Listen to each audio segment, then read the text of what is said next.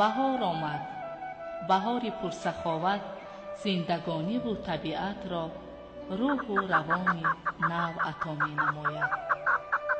بابای دهقان و اطراف نگریسته امید می بندد به فیض و برکت دسترخوان، رزق و روزی فرزندان.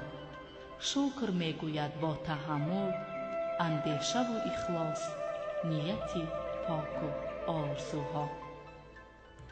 بهار هر سال می آید، ولی طبیعتش این است که ما انسانها را هرگز ترک نمی گوید و از خود در همه جا نقشه و نشانی می گذارد.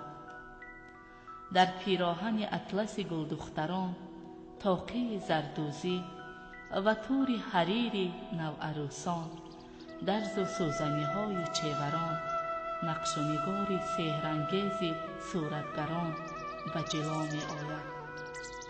ای آدمان، بهار فرا آمده است.